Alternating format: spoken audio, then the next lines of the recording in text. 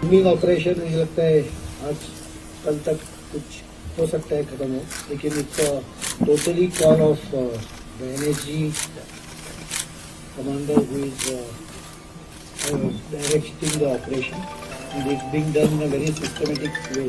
It's very difficult operation because जो suit होता है बॉम्ब एक्सप्लोजन प्रोटेक्शन सूट वो 10-15 मिनट के ऊपर नहीं डाल सकते because it heats up the body.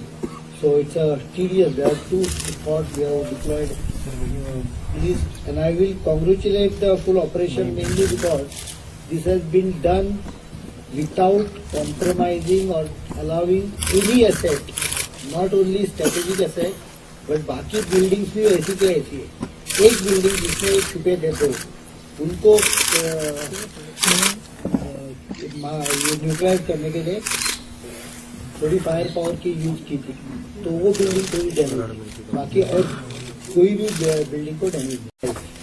He had given a priority and he should be congratulated. What we decision we have taken, ये ऑपरेशन में जितने शहीद हुए उनको सबको बैटल कैजुअलिटी या शहीद हम लोग करने वाले, so they get all the benefit which normally a war like situation gets, including the injured also gets the corresponding benefit. State government ने भी कॉम्पेंसेशन 25 लाख और नौकरी देने का वायदा किया। So this is what I have to tell you. You can ask me. AK-47, then under barrel grenades, pistols, knives, Swiss knives, commando knives. मुझे लगता है कम से कम 40-50 किलो बुलेट्स रहेंगे मिनिमम। जो भी मांगे पूरी करनी है, जो भी था डिमांड है, जो भी कुलवंत शहीद सिंह का सपना था वो जो हमारे नाल अवसर आया सभी पूरा होगा। और पंजाब गवर्नमेंट ने एक बेटे को जॉब और 25 लाख रुपए का अनाउंस किया है। और हमने मांग रखी थी कि हमारे भाई के बेटे को हमारे भाई का यही सपना था कि मेरा बेटा एक अच्छा अफसर बने। और हमने उसके मांग पत्र रखा था। उन्होंने कहा कि जो भी बनता सम्मान आपको हम देंगे, और एक उसके नाम पे जो उसका नाम चमके शहीद का एक गैस एजेंसी की मांग की थी। वो कहते वो भी पंजाब सरकार सब कुछ पूरा करेगी।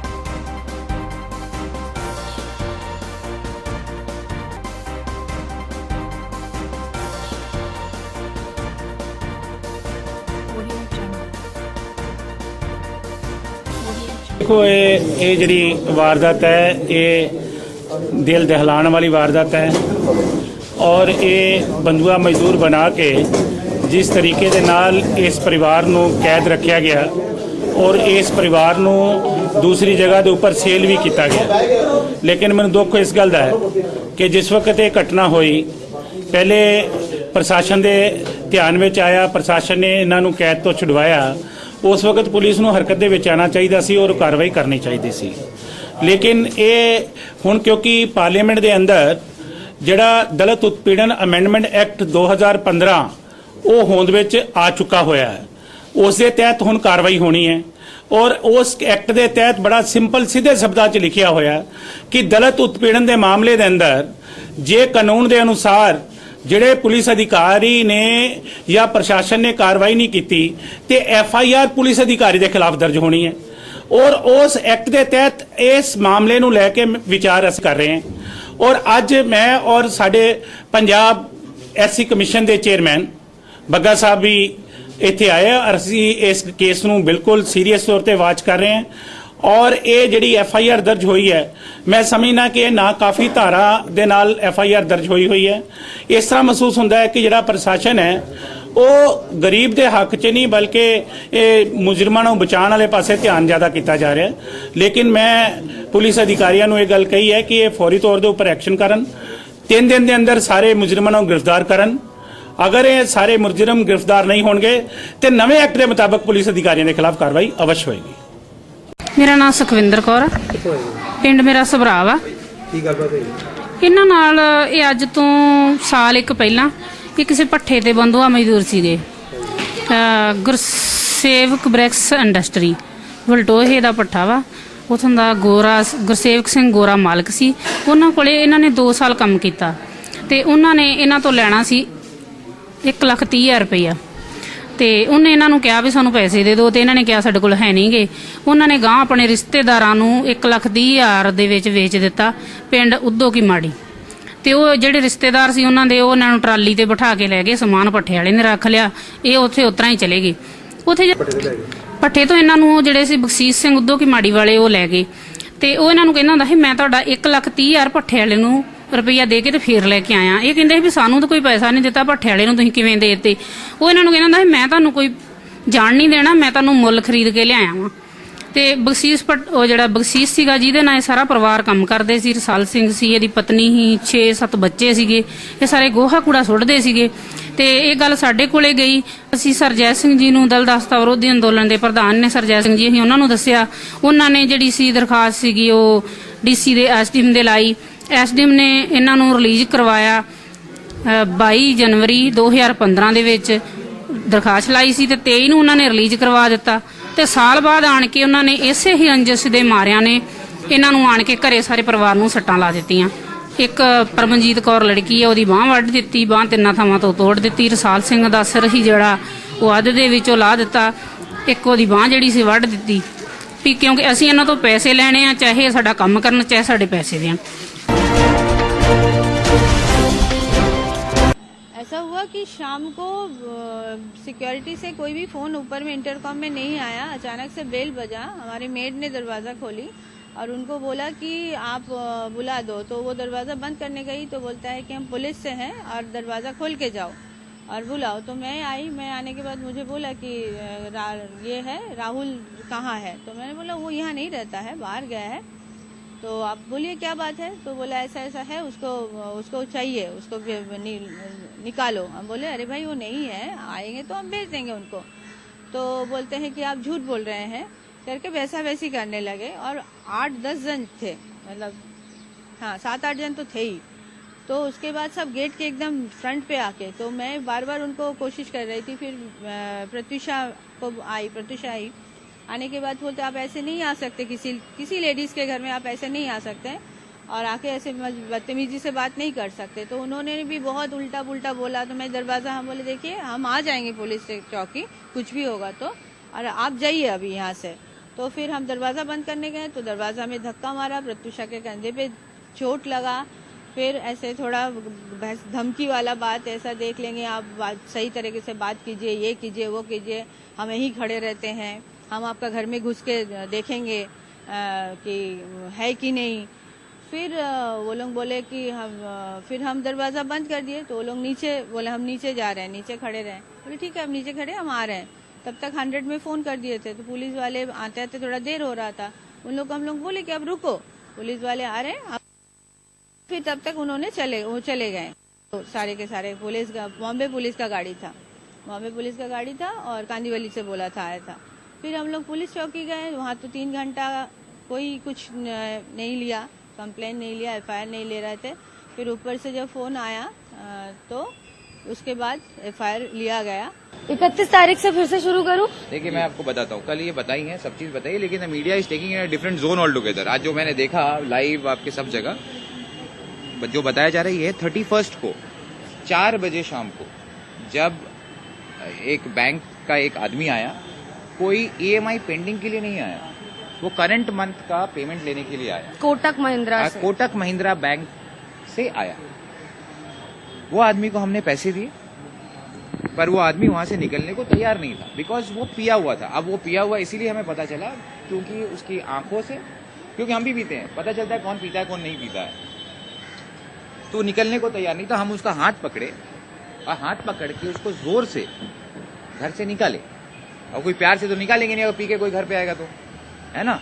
तो निकला वहां से, वो जैसे देखा तो देख के समझ में आया कि वो किसको धक्का दे के निकाले हो, वो सही नहीं है। एंड कट टू 4th को, मतलब कल शाम को 4 तारीख को शाम को 7 बजे मैं घर पे थी मेरी मॉम के साथ, और सडनली 8 लोग आते हैं घर पे और कहते हैं हमें राहुल राज सिंह से मिलना है, उन्हें बुलाइए। तो मैंने उनसे कहा राहुल यहाँ नहीं रहते, ये मेरा घर है, मैं रहती हूँ। तो उन्होंने नंबर मांगा, नंबर भी दिया, मैंने अपना भी दिया, इनका भी दिया। उनके पास था पहले से। हाँ, उसके बाद वो कहते हैं नहीं आप झूठ बोल रही हैं और हम आएंगे आपके घर के अंदर, घुसकर आपके घर की तलाशी लेंगे। जब मैंने ये कहा कि आप इस तरह नहीं घुस सकते मेरे घर पे, ऑब्वियसली मैं अपने खुद के घर के कपड़ों में थी, अब मुझे तो पता नहीं था 8 आदमी उठ के आ जाएंगे इस तरह घर से। ना मुझे मेरे सोसाइटी से इंटरकॉम आया, ना कोई इन्फॉर्मेशन आया कि आपके घर पे इतने लोग घुस रहे हैं। And they started buzzing inside my house.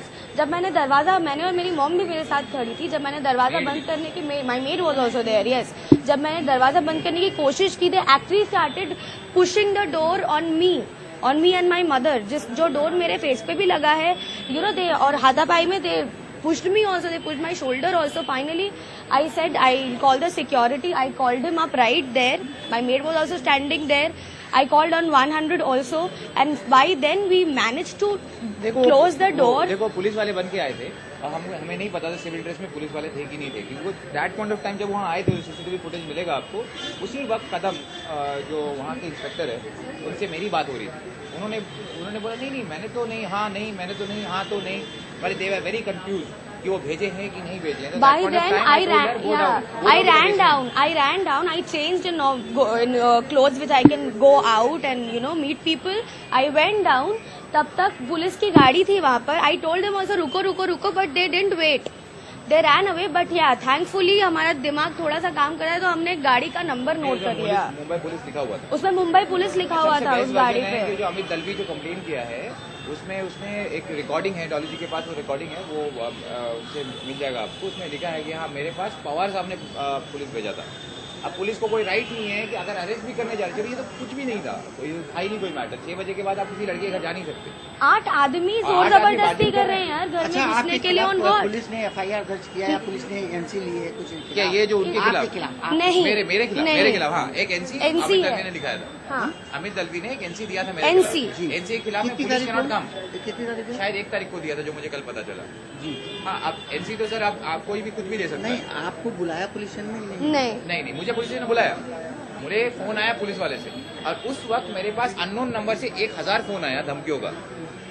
दिसंबर को उनके घर में गए थे 4:30 बजे, तो उनके फ्रेंड है जिनका नाम है राहुल सिंह, उनके साथ बातचीत हो गई, तो उन्होंने उनको हाथ से मारपीट की। तो उसके बारे में उन्होंने कंप्लेंट की पुलिस स्टेशन में। उसके बाद में उसके वहाँ कोई और इंसिडेंट ना हो, इसके लिए उस अमित दलवी के साथ में पुलिस स्टाफ वहाँ गया। इस सिलसिले में एक NC कंप्लेंट राहुल सिंह के खिलाफ यहाँ दर्ज हो गई है 1 तारीख को, 1 जनवरी 2016। yesterday on 4th of Jan, again that recovery agent came to police station and requested that he wanted to go there regarding the same kind of loan, and he's scared that again he might be beaten. तो हमारे साथ कुछ constable को भेज दो. तो यहाँ की जो कंप्लेंट दर्ज की थी वो ऑफिसर PSI भोई को बोल के उसके साथ 2 पुलिस कर्मचारियों को उनके घर में भेजा गया. वहाँ जब भी पुलिस कर्मचारी और वो एजेंट वहाँ गए, वहाँ उनका स्टाफ भी था और सिक्योरिटी का, तो वो राहुल सिंह घर नहीं थे. तो प्रत्यूषा बैनर्जी की मम्मी थी, उन्होंने आधा दरवाज़ा खोल के उन्हें बताया कि राहुल सिंह घर नहीं है, वो आने के बाद हम आपको बता देते. इन्होंने बताया कि हम कांदोली पुलिस स्टेशन से आए हैं, आप उन्हें कांदोली पुलिस स्टेशन को भेज दो. उसी दौरान करीबन 10-20 सेकंड के बाद प्रत्यूषा बैनर्जी अंदर के रूम से बाहर आई और उन्होंने वही उनके साथ बातचीत किया और बताया कि वो उनको मैं फ़ोन करके बुला लेता हूँ, आप पुलिस स्टेशन में जाइए, वो आपके पुलिस स्टेशन में आ जाएगा. इतना इंसिडेंट होने के बाद हमारे कर्मचारी पुलिस स्टेशन में आ गए.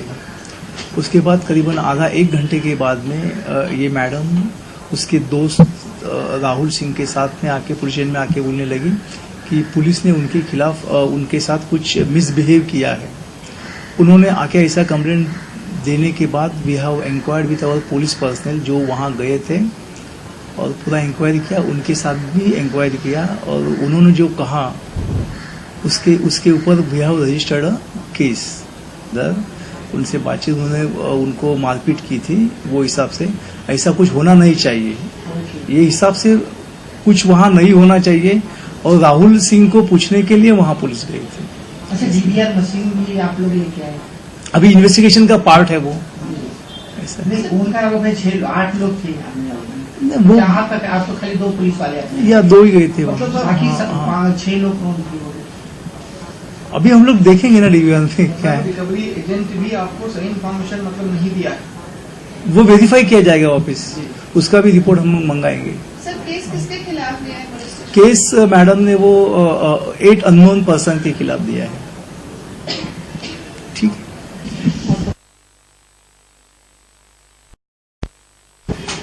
पूछेंगे नहीं हम. बताइए क्या मामला था?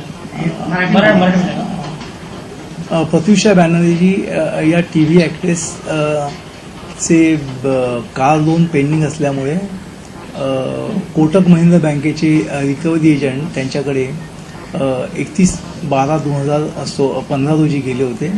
त्यावेळी तिथे त्यांचा एक मित्र होता राहुल सिंग, तर त्याची आणि त्यांच्यामध्ये बाचाबाची झाली आणि राहुलने त्यांना हाताने मारहाण केली अशा प्रकारची कंप्लेंट त्यांनी 31 तारखेला घडल्याची घटना 1 तारखेला त्यांनी कंप्लेंट दिली.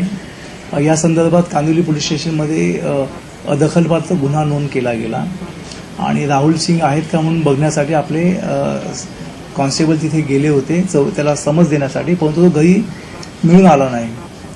तदनंतर same recovery agent Amit Dalvi हे 4 तारखेला म्हणजे काल पोलीस स्टेशनला आले आणि म्हणाले की त्यांनी त्यावेळी मारहाण केलेली होती, तर तुम्ही जाऊन पहा तो आहे का, त्याला समज द्या.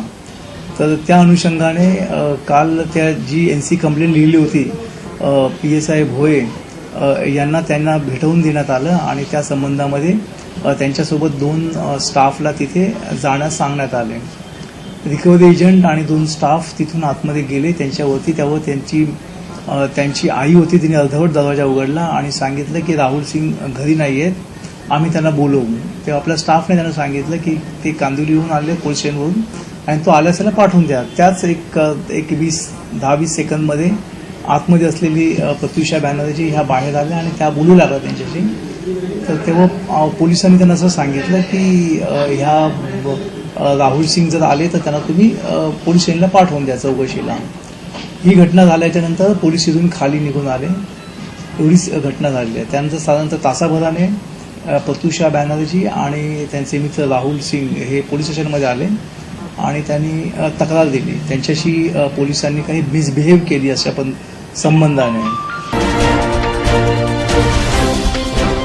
6 तारीख से लेकर अभी तक इतना कष्ट आप लोगों ने उठाया। लेकिन एक ही चीज़ कहना चाहता हूँ कि एक बुक मिलती है जहाँ पे फर्लो और पेरोल के बारे में लिखा गया है, उसके रूल्स और रेगुलेशंस क्या हैं।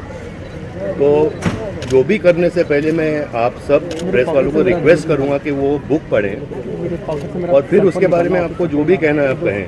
You know it's a book on rules and regulations of payroll and furlough. पहले मैं फर्लो पे आया था, अभी मैं पेरोल पे आया हूँ और रोज़ हर जेलों से लोग फर्लो पे निकलते हैं और पेरोल पे निकलते हैं। तो ऐसी कोई बात नहीं कि मेरे पे कोई फेवर किया गया है। देशमुख साहब एक IAS ऑफिसर हैं, बहुत बड़े, and he is responsible, he is a very responsible person. उनके पास 300-400 पेरोल एप्लीकेशन आते हैं और वो उन्होंने बहुत सोच समझ के ये चीज़ की है और मेरा एप्लीकेशन रिफ़र करने के लिए भी वापस भेजा है और उस रिफ़र करने के बाद पुलिस रिपोर्ट गई है, डॉक्टर का रिपोर्ट गया है और इसी वजह से मैं पेरोल पे हूँ। तो ऐसी कोई बात नहीं कि मुझे कुछ फेवर किया गया। He is a very very responsible officer and I think we should respect him for that. Jail authorities ने भी बहुत सोच समझ के किया है, जो हर कैदी के साथ वो लोग करते हैं वैसे ही मेरे साथ करते हैं, किया है, and I appreciate that also. एक और चीज़ मैं बोलना चाहता हूँ कि my wife, she has been detected with a tumour of the liver और उसकी जांच की जाएगी। मेरे फैमिली में कैंसर के बहुत 2 किस्से हो चुके हैं ऑलरेडी, मेरी माँ के साथ, मेरी वाइफ के साथ, ऋचा शर्मा के साथ। और बस मैं यही प्रार्थना करता हूँ, मैं आप सब से कहता हूँ प्रार्थना करें कि ऐसी कोई बात नहीं हो कि कुछ कैंसर वैंसर डिटेक्ट हो जाए। लेकिन जांच करने के बाद जो भी पता चलेगा और जो मोड ऑफ ट्रीटमेंट होगा वो हम लोग करेंगे और बिल्कुल करेंगे। और एक और बात कहना चाहता हूँ कि मेरी माँ जो कैंसर में थी, उन्होंने राज्यसभा अटेंड किया। ऋचा जो कैंसर में थी, उन्होंने अपनी ज़िंदगी, अपने बच्चे का ख्याल रखा। तो ऐसी कोई बात नहीं है कि जो आदमी मरने की हालत पे हो तो उसे पेरोल मिलता है जो है।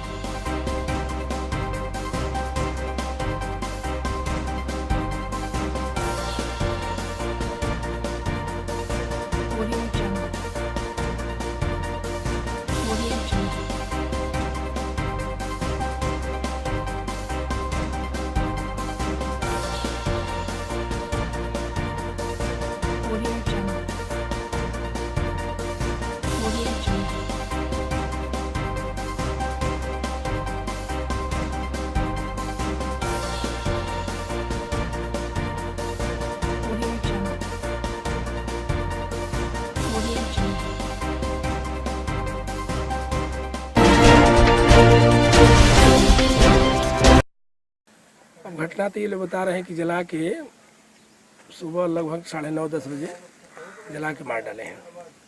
और इन लोगों की गिरफ्तारी, कोई गिरफ्तार हुआ है कि नहीं? नहीं, एक उसके बूढ़ा बाप है, वो 70-75 साल का है, उसको बैठाया गया है पूछताछ के लिए। उसका पोस्टमार्टम के लिए। और बॉडी जो है घाट पर ही चुपके चोरी जो है जलाने के लिए ले जा रहे थे, तब तक पुलिस पहुंच गई, लाश छोड़ के भाग गए। तो बॉडी के PM के लिए भेजा जा रहा है।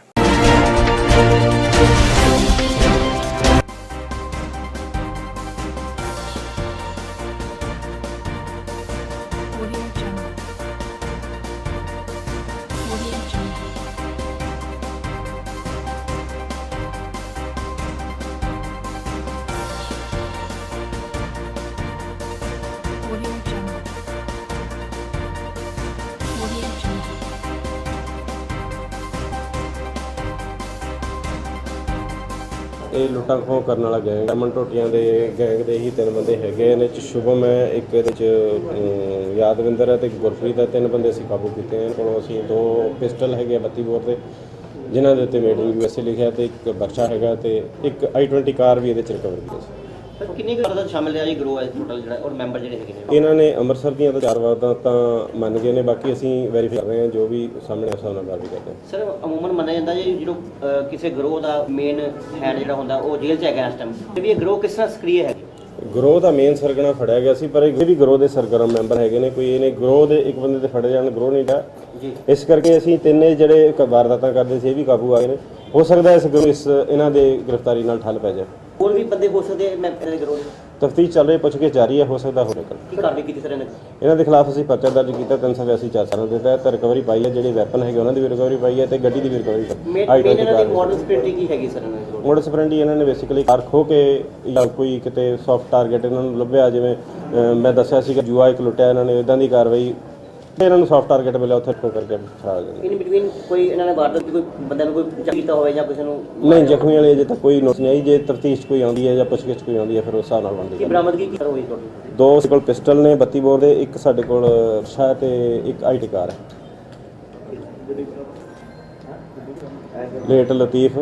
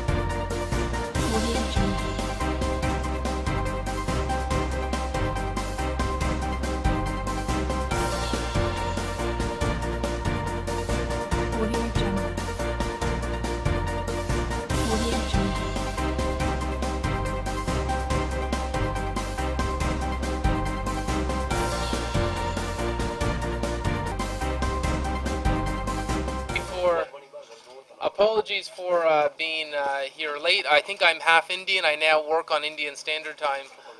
I was delayed at the border, but it is great to be back in India. This is my 16th trip to India.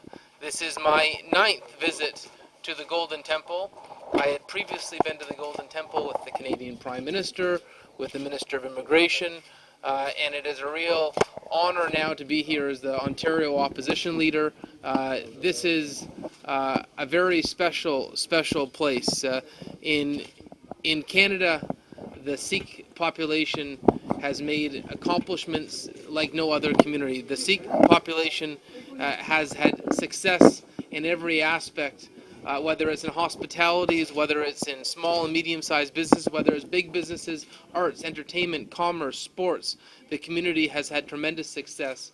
And as we all know, Amritsar is the spiritual home of Sikhs. The Golden Temple is the place that every Sikh hopes in their lifetime they get to visit. And so I'm here, one, because the Sikh population in Canada is fundamentally important.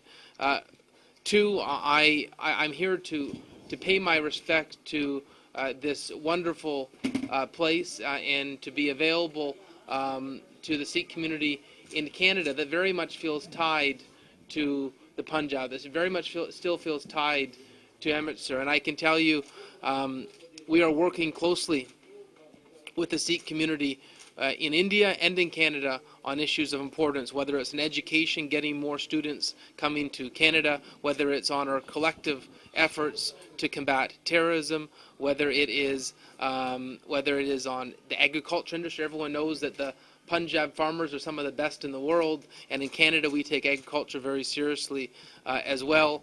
Whether it is on the incredible emergence of the cultural talent in the Punjab that is evidenced in cities like Brampton and Mississauga in Toronto.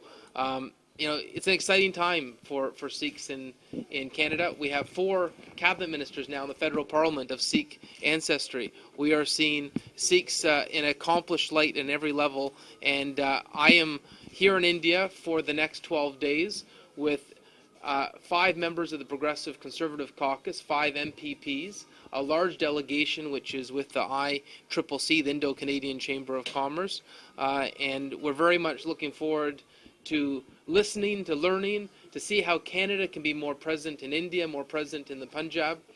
A supporter of mine once said, "Patrick, God gave you 2 ears and 1 mouth. Listen more than you talk." And we're here to take notes. How can Canada be a good friend to the Punjab? How can Ontario be a good friend to the Punjab and India? What can we do to see this very special friendship grow even stronger? And I say special friendship because we all know that Canada has an historic relationship with India, but we want to see what we can do to even strengthen that. So you came from Pakistan. You know about the attack on Pathankot base. Heard about that. So do you think the talk process should go on between India and Pakistan? My sense is that every country, whether it's Pakistan, whether it's India, whether it's Canada, find terrorism to be deplorable. And the only way to fight terrorism is that if we all do it together, and that we must fight the scourge and the evil of terrorism in every corner, and Pakistan must be a partner in that. So do you think that the talk process between 2 countries will carry on or not? I think it's important that it carries on. We cannot combat terrorism as islands on our own. We have to combat terrorism working together. Terrorism does not work on traditional lines. They don't respect borders, and for us to catch terrorists, to have a process from top to bottom that fights the scourge of terrorism, we must work together. Last night I met with the chief minister in Lahore, and the CM said there, he said this is his top priority. Top priority is fighting terrorism. I know it's a top priority here too. And I'm not here to make any commentary on domestic politics. Ultimately, the decisions made by politicians in Pakistan and India, they're doing so with their own mandates. But I would say, from a Canadian perspective, we are a friend to any country, to any government that is making a sincere effort to combat terrorism. So rationalism, the biggest problem in America and Canada. The racial attacks on Sikhs in America and Canada. Well, let me say this: in Canada, it's rare. In Canada, it's rare because we define ourselves by our multiculturalism. In some countries, they say you forget where you come from. You come to Canada. We define ourselves by the fact that we are a country of immigrants. And we have over 1 million Indo-Canadians, and there is zero tolerance for attacks on Sikhs. Frankly, that's why we have a Human Rights Commission. That's why we have our legal system. And if anyone has an attack on a Sikh in Canada, it was something that would be decried, deplored, and viewed by everyone in society as completely unacceptable. So every time they blame it's a cross-border terrorism. So no country at all takes the claim itself. They claim cross-border.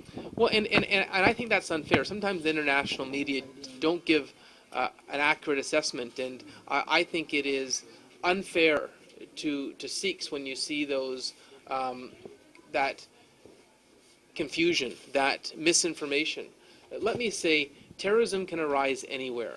You know, I was in Ottawa in our Parliament buildings 2 years ago when we had a terrorist attack. I was 15 feet away from a terrorist attack on our Parliament building, and that was from someone who grew up in Canada. The reality is terrorism can be homegrown. Terrorism can be initiated anywhere in the world, and we have to understand the way we fight back is we don't blame each other, we work together. In terms of the Sikh community in Canada, one issue that I'm working with the community on is the fact that the government of Ontario is not allowing Sikhs to ride their motorcycles with a turban. And I am challenging the government that that is unacceptable, because to have true freedom of religion means we respect it in every fashion, whether it's on a motorcycle, whether it's in a gurdwara, or whether it's in the privacy of your own home. And you know that, for the most part, Canada is a wonderful example of multiculturalism at its best, but there are some small issues, and we're working on them. And you know, I don't view terrorism as being owned by any one group, and when the media attempts to attach it to a group, I think that's unfortunate. You know, I have to say we have to push back against those labels. Those type of labels breed division, and we have to remember we're all in this together. And so those that talk about Sikh terrorism, I say you're wrong. I say that is an unfair branding of the community, and that it's not right. And so I have to say, I think the media in Canada has been more sensitive to that. We don't use labels like that, and so you know, I realize you're asking me that question here, but those labels, at least from my perspective in Canada, are not associated in any shape or form.